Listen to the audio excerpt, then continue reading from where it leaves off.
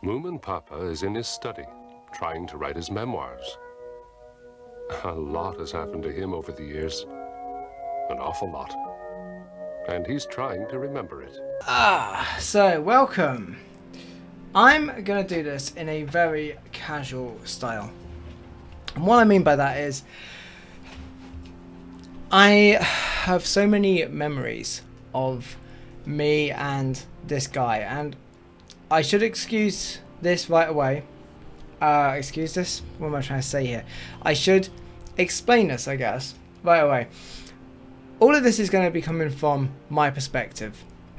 Not Alex's perspective, not somebody else's perspective who knows Alex. Pretty much all of this will be how I remember things and how I remember people saying things about him and whatever.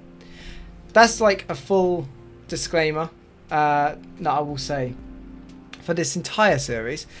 But there are so many things I could say about this guy that I don't think I'll get through it in one or two videos. I think this might end up being a much longer thing. So what I am simply going to do each episode that I do this, I'm thinking maybe I'll do this once a month or so, is I'm just going to have a theme, bring a cup of coffee, and try and riff on that theme and try to get through all of my thoughts and feelings and memories of me and Alex as mates until such a time when I finish my cup of coffee, and then I'll just wrap up the thought I'm on, and then I'll try and go from that same place or a completely new place in the next video.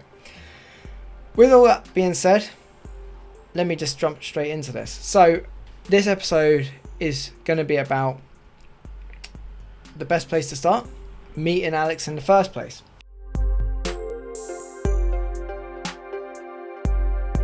I originally came from a town called Hailsham in East Sussex. And Hailsham is a funny little town because on the one hand, it is mentioned in the Domesday Book. It's still got a functioning cattle market, I believe, at least when I last was there, from at least, I think, 1050 AD to today. I don't know if that's still in use, but it was last time I was there. So if somebody knows Hailsham particularly well, you could let me know. I imagine people who watch this video, if you know Alex, you probably know some of the places he's lived, and you may well know me and him from Hailsham. Anyway, moving on. The point is, Hailsham is a very old town with a very sort of colourful history. It's the largest inland town in Sussex. All of the biggest towns in Sussex tend to be like Eastbourne, Hastings, Brighton, so what, you boring little fuck. Point is, it's got like a very posh part to it. In the north, you've got Horsebridge. In the south, you've got what is now known as Woodside. Some of the estates in the north and in the south have this very kind of middle class people. And then to the east and the west of the town, you have Town Farm and Diplocks, respectively. Town Farm is where I originally came from, and then later on I moved to the Diplocks, which somehow is worse. And then you've got the town centre, which is sort of in the middle, and everything kind of mixes so there. But then you've got the secondary school there, and the secondary school in Hailsham, when I was there, HCC, Hailsham Community College, was known for being a bit rough. For a rural-ish kind of, suburban populace, it was kind of a rough town. It wasn't like, an inner city school or anything, but I think the population of the school when I was there could have got by in an inner city environment. And for a long time, some of the biggest families there, the Ripleys, the Stone Streets, the Duvalls, are from Romany backgrounds. The Ripleys in particular run the scrap metal trade in most of Sussex actually, and they have sites, official sites, in Hailsham and Hastings and a few other places. Take scrap metal from England and sell it to Chinese companies or whatever. I don't remember where they sell it to these days. The point is that some of the most influential families in Hailsham were gypsy families. I myself was from a gypsy family, but not one of the big players. I was like, you know, the Price family, we were small fries. My dad had just moved in from like Cheshire and Wales, whatever. But to say you were a Romany in this town came with some kind of like public clout. It had a, what's the word I'm saying? It had a currency. But then, like I say, you had all the middle class kids as well. We all kind of mixed in this one crappy school, and the middle class kids kept themselves to themselves, and the working class kids and the gypsies kind of vied for, you know, domination and whatever. And I was there not belonging to any of these groups, really. I was a working class gypsy by all means, but like I didn't get on with either of those other groups at all. I was really a fish out of water in a horrendous way, and I didn't have like what my dad has and what the rest of the Price family has, which is like this bravado and this gift of the gab and all that. Point is, it was a shit school and it was a shit time. And then around about year 9, things started to improve for me personally, and in some point, I think halfway through about year 10, this kid showed up in my IT class one day. He may have been there before that. I've never been the most perceptive to what's going on socially around me. It was more a case of me just getting my head down and getting through the day, or skiving. But this kid showed up in my IT class one day, and he was the whitest person you ever did see. Like, he was so freaking white. I thought he was an albino. He wasn't an albino. He didn't have the pink eyes or whatever, but he may as well have been. Bleach blonde hair, like blonder than I've ever been, and skin that looked like if it went outside in the sun it would burn to a crisp instantly, and built like this pen. So skinny and scrawny and white. I just remember it was incredibly white, except for one thing. He had a bloody nose and blood all down his shirt. And that was my first time ever seeing this kid. And this kid, of course, is the subject of this video, is Alex. So this is in like January, February. I remember that this is around this time because it had just snowed. And the reason why Alex had this blood all coming down his shirt this particular day he came into school, I later found out was because some of the freaking twats in our area had seen him as a target. He was a new kid. He was a quiet kid. He was incredibly bloody white. He got given the nickname very quickly, Spermy. That's how creative people in Hailsham are. They threw a snowball at him, and he was just thinking it would be a regular snowball and turned to face it, and it had a brick inside it, a bit of broken brick, and it hit him in the face, and he still came to school anyway, which to me it just didn't make sense. But then later on, getting to know this person, it made total sense. I will go into this more as time goes by, but Alex was incredibly willful. Stubborn is another word to describe it. He did not like anyone ever telling him where he belonged or where he didn't belong, and it didn't matter that he was an outsider. He was just going to get through it anyway, out of sheer stubbornness is all I can put it down to. I would see him around a few more times, sort of between sort of the January, February that I'm talking about, and then up until summer, but I didn't ever speak to him. I could tell that he was the kind of person who probably would reciprocate a conversation with me, but it wasn't like high on my agenda. I didn't need to make any new friends or risk making new enemies.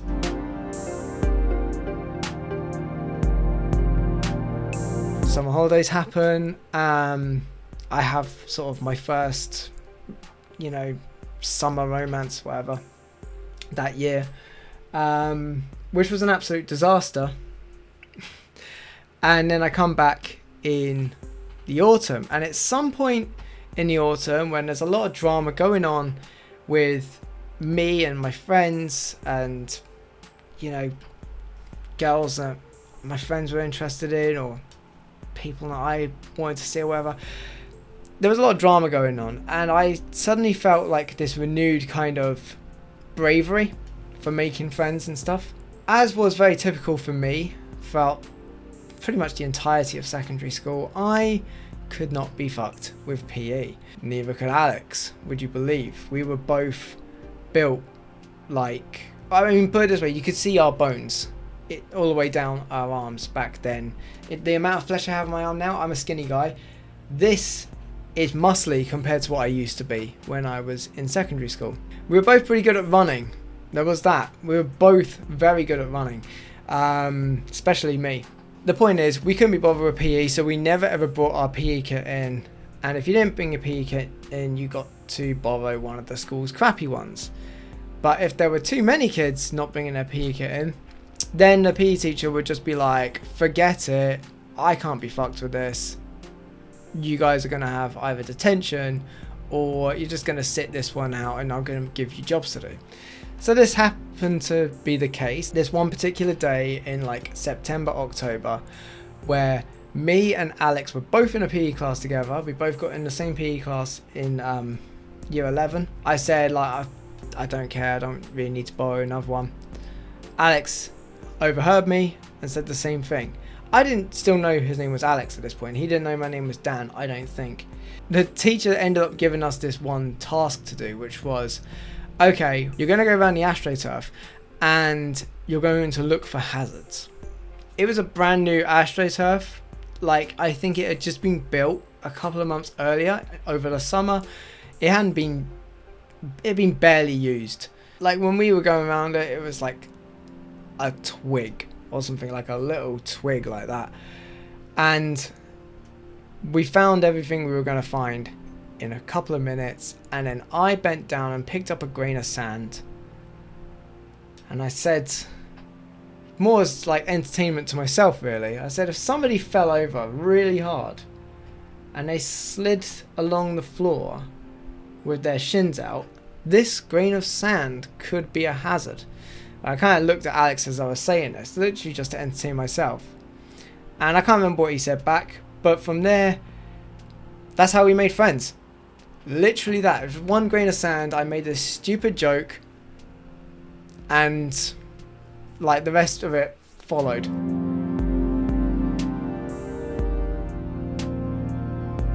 So I introduced Alex to my other friends then, and so there were a group of us. I'll go through a few names that were like, you know, big sort of characters in this time. There was me and Alex, obviously. Two of my other best mates at this time were a guy called Nick and a guy called Simon. There was another Simon, he's going to come up at some point later on. There was a couple of girls that we were all interested in at different times. One of those I'll mention in this is a girl called Zoe. One thing that we did all collectively agree on around this time was that we were really into music. I had been playing guitar for about the last year. Let me just tell you, I was not anywhere near as good as what people think I was. Like, I was really shit at guitar, but I kind of convinced myself that I could be a lead guitarist. Yeah. Alex, posh kid that he was taught piano from a young age, and even though he didn't care for it, he still somehow managed to get to grade 5 at piano. Then we had like our very cocky friend Simon, very cocky at that time, who had no musical ability whatsoever, but was like, I'm going to be the singer and the front man. Okay, sure. He got his girlfriend in to play drums. Turns out she was probably about as good at drums as I was at guitar. I got another friend of mine to play guitar, and he just wanted to play Metallica riffs all day. And then I just wanted to play Guns N' Roses, and Simon just wanted to sing Bon Jovi, and Alex, who just was making up little bluesy riffs and stuff. And like none of it fit together at all. And yeah, it's just your typical story of teenagers hanging around trying to make a band. But of course, where did we meet? We met at Alex's house. It turns out this kid lived in probably the biggest house in town. I came from like what Margaret Thatcher wanted to destroy in the 80s. The remnants of the council estates that the Labour government had built in like the 60s and the 70s. The Diplocks was one of these such estates. The Jeremy Kyle show was basically my upbringing, you know, because like that was the estate I grew up on. Alex came from like this massive 6-7 bedroom house on the outskirts of town with like a double garage and stuff. As soon as we made friends with Alex, we all saw an opportunity basically for somewhere we could go every single weekend, because his house was so big that we could never end up under anyone's feet.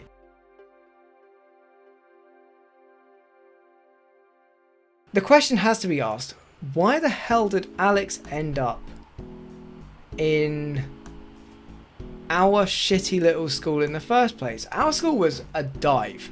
It was a real dive. There was no place for a kid like Alex to end up there. A scrawny little 15-year-old who didn't know how to take care of himself in any respect. Not physically, not verbally, just not at all. He seemed to have no nous about him into how to avoid a fight. He seemed to just attract trouble wherever he went.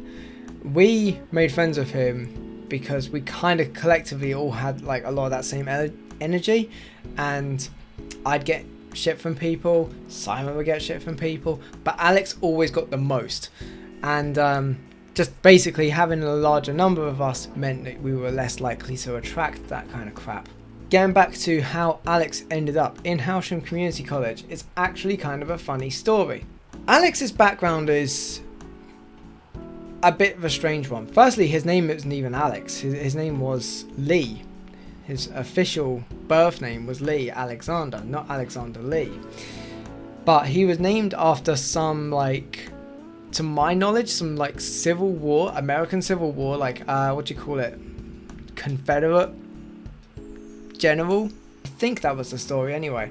And then after his parents split, his dad was American. His dad's an American art dealer who lives in London, to my knowledge, may still well live in London, and is obsessed with Coronation Street.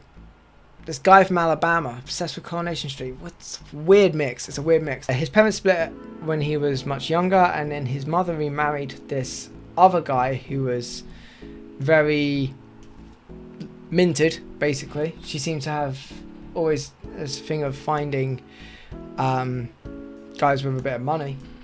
And he moved him, his wife and her son, and his 2 new kids with her over to Germany, and he started this business of like blimps, advertising blimps. I think it's what Alex told me it was. I don't know if this was like the setup to some sort of bad joke or whatever, like, oh, it went down like a Led Zeppelin. The business went down the pan and they moved back to the UK, but along the way Alex's stepdad managed to get a new business up and running. It's like he was just trying out different businesses, trying to be like this entrepreneurial guy. And his new business was to try and take this Turkish or Saudi soft drink called Zamzam and make it like the new drink over here in the UK. And so when we were doing these rehearsals, these 2, that's all we ever managed, by the way, 2 really bad band rehearsals, and other weekends just hanging out at Alex's house in his big double garage. There was a fridge there and it was full of Zamzam, and so we just sit around drinking Zamzam all day, and that shit was bloody amazing, by the way. I'm really gutted it didn't take off in the UK, but that still doesn't explain why he ended up in our crappy school. It explains why he ended up back in England, Funnily enough, when I first met Alex, he could speak German. He lost that at some point, but he could speak German because somewhere along the way he had picked up quite a bit of German while living out there. When they moved back to the UK, Alex and his little brother and sister, they all got put into like private schooling, and Alex went to this school called St. Bede's, which was outside of Hailsham. It was like in the woods somewhere, you know, away from the riffraff, and that's where he was for a couple of years until he got involved with a friend of his. So remember when I say that everything I say will be coming from my perspective, some things will come from Alex's perspective, because what he told me was that this other guy had started doing this eBay scam of basically selling fake stuff, just selling stuff that didn't exist, and then like trying to claim everything and then delete accounts before moving on and setting up more fake accounts and just having the money transfer over. Things were simpler in the early 2000s, and I imagine this probably worked. So the story goes, now Alex ended up making something like about £14,000 or something like that from eBay scams. Now, I say this is from Alex's perspective because what he said was this guy had done everything himself, and Alex found out about it, and he was just being given money to A, look after, or B, to keep him quiet. It may have been both, it may have been one or the other. At different times he said different things. But the other guy never got prosecuted. Only Alex got prosecuted, and he got kicked out of St. Bede's because that was where he was doing this as his base of operations. So he got kicked out of St. Bede's, and then ended up needing to get into a school quickly, and there was only one school available, and it was the shithole just down the road. Our shithole.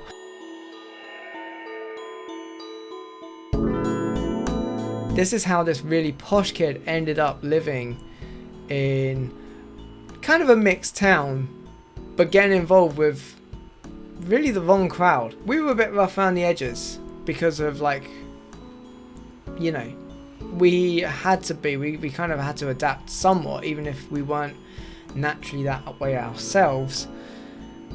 And Alex just never, the whole time we knew him as a teenager, he never quite got it. I have reason to believe that once he got to about 19, 20 years old, he was starting to understand it a bit more. Understand like what it meant to live like common people. That was another thing about him. He was a posh kid who really didn't want to be a posh kid. Yeah, Alex is the definition of like, I want to live like common people. And yeah, that was something that he really struggled with for a long time, you know, trying to find this way of being where like he could be just a typical ordinary down-to-earth working class guy while not like fitting in with that at the same time. But he worked really hard on making himself fit in. I guess I would like to talk about Alex's mum next a little bit, actually, following on from what I just said. Alex's mum looks like him. Alex really took after his mum. Like, he looks a spitting image of her. The bleached blonde hair, the very pale complexion, not quite as pale, and despite having a very posh sort of inflection, you know, she'd be like, Alexander. Just, she actually was, I believe, Welsh, which is crazy. And so from what I can gather, I think she was someone who like married into money quite a lot of the time. Alex always saw her, again, this is what he told me, Alex always saw her as a bit phony, which is a bit harsh. And to my knowledge, she saw Alex as someone who, like, was capable of everything, whereas the rest of us saw him as a bit of an idiot. And so, yeah, you went around his house and, like, you look on his walls, and his mum had bought him, like, a stock in Esso, and a stock in Apple, and a stock in Microsoft or something, and he'd have the certificates up on the wall, you know, and he had, like, a Mensa membership, and he was part of chess leagues and stuff from a young age. She kind of pushed him towards being this typical upper class kid, and I think anything about him that kind of pushed towards that working classness that he purported to have was really him just rebelling. He was so willful and rebellious, and this is a typical trait that ran throughout his entire life. I feel like I'm just setting up a lot of, like, who he is and not really getting into, like, specific anecdotes here. And with that being said, I'm going to take us to an incident that I think may have been in about the November, December sort of time period.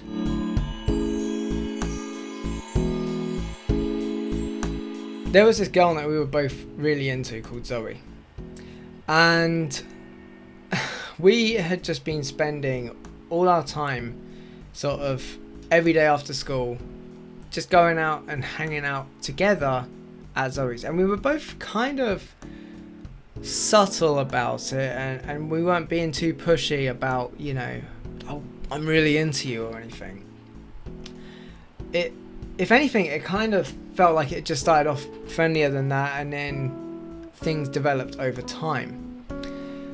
But at some point, I think me and Alex kind of had a discussion of,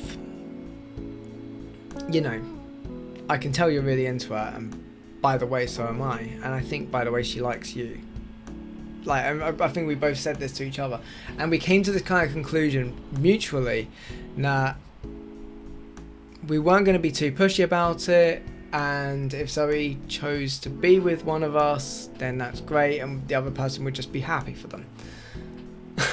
So weird. Teenagers, man. Teenagers. And so, as I mentioned earlier, we used to just all hang out at Alex's house, all of us. And so there's this one time where we went over to Alex's house. We were meant to be having a band practice, right? It was probably the third time we were meant to meet up, and we went to, like, Eastbourne. We went to Eastbourne, and we decided, completely impromptu, by the way, we were going to Eastbourne, and we were going to go bowling. And then when we decided we were going to Eastbourne, me and Alex both were like, hold on guys, wait here, we're going to go and get Zoe and bring her along. And so we went and got Zoe, told her, oh, by the way, we're going down to Eastbourne, do you want to come with? And so we went bowling, and yeah, I don't know, the rest of it I can't remember too well. I remember Kiss from a Rose by Seal was playing, and we were all discussing that, and then at some point we went back to his house, to Alex's house, and then everyone started watching Van Helsing. Somebody had brought, like, the DVD of Van Helsing, and me and Alex had spent the entire day sort of, like, chatting to Zoe about, like, oh, who are you into, by the way? Because, like, I'm into you, so's Alex. It was, like, you know, very, like, candid and stuff, and we were putting ourselves out there. And then while the film Van Helsing's on, Zoe is sat on Alex's sofa, getting really, really into a heavy makeout session with a friend of ours called Simon Perry. It had been not clear to any of us. Sorry, scratch that. It had not been clear to me or Alex at all, as, like, socially inept twats that we were, no, there was even this attraction happening. Apparently those two are still married. They're still together and married with kids these days. Like, who the hell does that from teenage years, right? Crazy. Anyway, I was a bit like, what? What? Are you kidding? Alex, on the other hand, was...